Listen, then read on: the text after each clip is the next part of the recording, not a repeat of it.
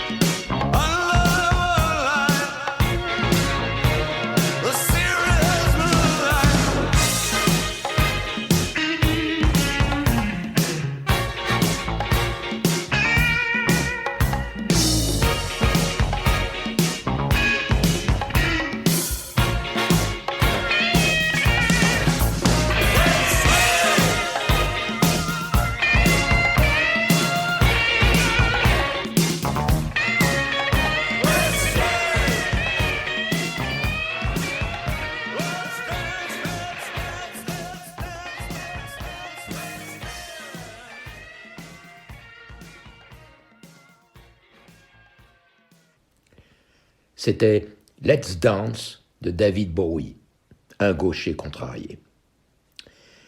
Pour en revenir à l'attachement pour nos racines, sur Yiddish pour tous, nous avons découvert que nos parents étaient uniques, mais aussi uniques qu'ils étaient, ils avaient eu en commun d'avoir un passé pratiquement identique, avec des variantes. Merci aux chefs qui ont amené les variantes pour l'apéro, et le nom me revient à l'instant, Torchihal. Ou alors, si c'est pas ça, quelqu'un me le dira. De façon générale, une connotation positive est attachée au terme de langue, tandis que dialecte est considéré plus négativement. Les dialectes qui découlent du latin sont devenus des langues, et en France, les dialectes d'Oil et d'Oc, qui ont rejoint le latin, ont donné le français, qui devient officiel avec l'ordonnance de Villers-Cotterêts en 1539. On apprenait ça à l'école. Alors cette langue a été utilisée à ce moment pour les documents. Un dialecte, en théorie, n'a pas d'écriture. Ce n'est pas le cas du yiddish, qui a des traces écrites qui remontent au Moyen-Âge. Il y a littérature, du théâtre, de la poésie, des journaux, et en Pologne, les actes étaient acceptés en yiddish dans les shtetls. Il existe des dialectes impossibles à écrire, comme ceux qui sont sifflés ou claqués avec la langue. Le fait est, comme le dit Johan, que l'armée et la flotte sont les armées. Mais quand nous parlions de ça avec mon père, il disait, comme les caricaturistes, que le porte-plume est une arme. Pour ce qui est de la flotte, comme il avait de l'humour, il disait « La flotte, ce sont les larmes qui ont permis aux Yid de naviguer en eau trouble pendant des siècles, et j'ai aimé sa façon de voir ainsi les choses. » Le 7 septembre 1939, mon père est arrêté par le NKVD. Il était venu avec ses camarades du Bund pour s'enrôler à Bialystok. Mais comme il se refusait, ainsi que ses amis, à prendre la nationalité russe et adhérer au PC, on permet quand même aux hommes de prendre leurs affaires. Il logeait chez un ami du Bund et mon père avait un cartable. En 2008, c'est avec un grand désespoir que je me vois contraint de le jeter. Il part en lambeaux, s'effrite. J'ai pourtant toutes les années durant utilisé les produits pour l'assouplir. Mais non, cela ne suffisait plus. Il reste des photos. Ce poème ancien est d'Arum, dit d'Empire. Citron ou vinaigre, ou réfort en condiment, c'est le cœur allègre que je pense au fils de maman. Nous sommes dévots au pied de veau, mais malheureusement, avec les enfants, pour ce que cela vaut, ce plat va à volo. Vos regrets n'y pourront rien. Ce plat était de festin, tel le bâtisseur Vauban, faisons pour le veau ban. Certains ont le pied égyptien, d'autres grec ou romain, mais pour nous, le pied, celui que l'on prend, c'est le pied engelé, et ce, depuis longtemps. Bonsoir à tous et à toutes. Papa me disait, mon fils, ces balles, ces feux d'artifice, et tous ces spectateurs, c'est pour louer ta venue et le chemin que j'ai parcouru. Papa, t'étais un beau conteur. Tate, oi, tatele, il me manque ton accent. Tate, oi, tatele, que ton sommeil soit moins pesant. Quand maman s'en est allée, après 20 ans à tes côtés, ce fut comme un coup de poignard. Tu n'osais pas me rapporter toutes tes frayeurs passées, tu faisais des cauchemars. Entre tes nuits et le brouillard, je venais te réveiller afin d'apaiser ta fièvre.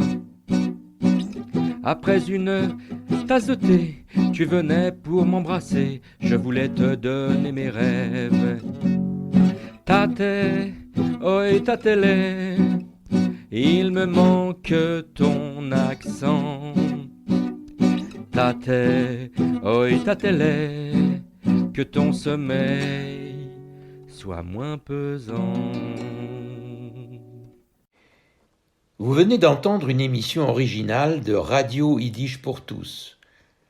Seule radio au monde à diffuser la culture yiddish 24 heures sur 24, Radio Yiddish pour tous fonctionne grâce au seul soutien financier des membres et donateurs de Yiddish pour tous. Vous pouvez vous aussi apporter votre contribution à la diffusion de notre culture. Pour cela, rendez-vous sur notre site www.yiddishpourtous.org www.yiddishpourtous en un seul mot, .org